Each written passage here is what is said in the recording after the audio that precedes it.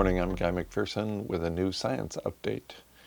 An open access paper prepared by James Hansen and 6 other scholars is titled, How We Know That Global Warming is Accelerating and That the Goal of the Paris Agreement is Dead.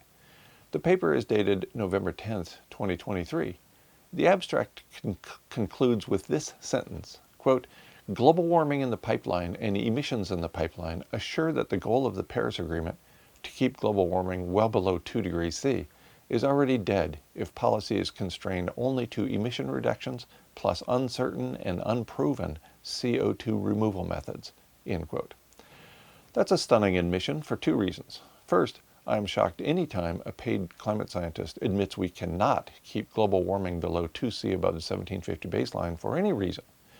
Second, one of the authors of this paper, which again was posted online on November 10th, 2023, announced in the preceding month, October 2023, that we were well above the 2C Rubicon.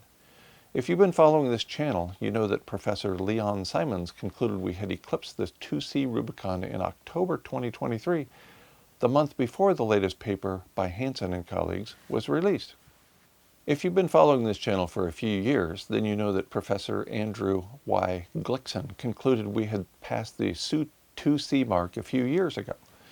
Relying upon peer-reviewed evidence, the abstract for Chapter 5 of Glickson's October 9th, 2020 book, The Event Horizon, includes this line, quote, during the Anthropocene, greenhouse gas forcing has risen by more than 2.0 watts per meter squared, equivalent to more than 2 degrees C above pre-industrial temperatures, end quote.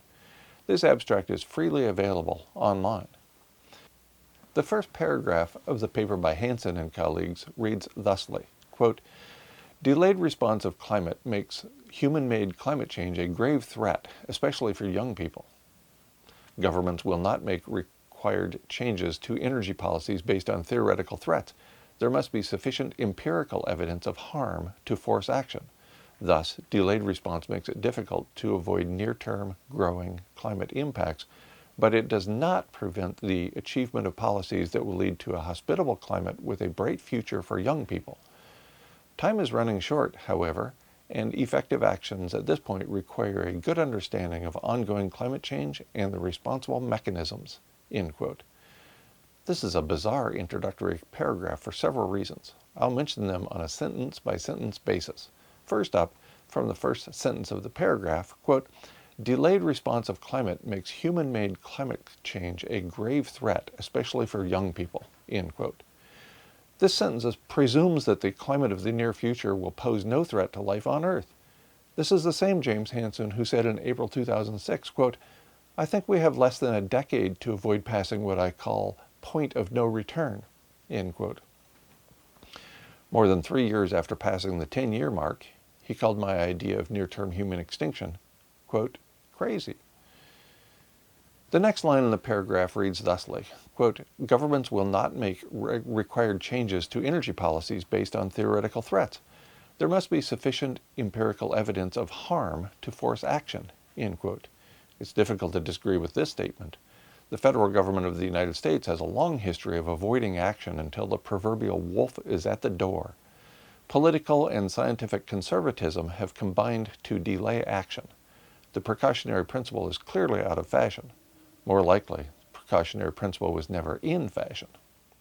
Sentence number 3 is this, quote, thus delayed response makes it difficult to avoid near-term growing climate impacts, but it does not prevent achievement of policies that will lead to a hospitable climate with a bright future for young people, end quote. What a torturous combination of ideas. Yes, quote, delayed response makes it difficult to avoid near-term growing climate impacts, end quote. I am unconvinced that such delayed response will allow, quote, achievement of policies that will lead to a hospitable climate with a bright future for young people, end quote. On what planet has a federal government bypassed innumerable opportunities to plan for the future and then, at the 11th hour, passed legislation that enabled a bright future for generations to follow? The final sentence of this introductory paragraph, quote, time is running short, however, and effective actions at this point require a good understanding of ongoing climate change and the responsible mechanisms, end quote. Time is certainly running short, as I have repeatedly pointed out via peer-reviewed papers and those who produce them. That said, who exactly possesses the required, quote, good understanding of ongoing climate change and the responsible mechanisms, end quote? Certainly not politicians, who are the people charged with making the relevant decisions and implementing actionable strategies. The corporate media can be relied upon only to continue distracting and dividing the masses. Finally, shall we depend upon paid climate scientists to provide a, quote, good understanding of ongoing climate change and the responsible mechanisms, end quote? I doubt it, at least in a world dominated by people who constantly lie about phenomena such as the importance of abrupt climate change, irreversible climate change, the exponential function, and the impacts of these phenomena on habitat for human animals. It's much too late to spend our way out of this, even if money were of that kind of value. It's way too late for making necessary changes at the societal level or even at the individual level to get out of the trap that we've built for ourselves. In short, it's too late, it's too late. Oh, and by the way, it's too late.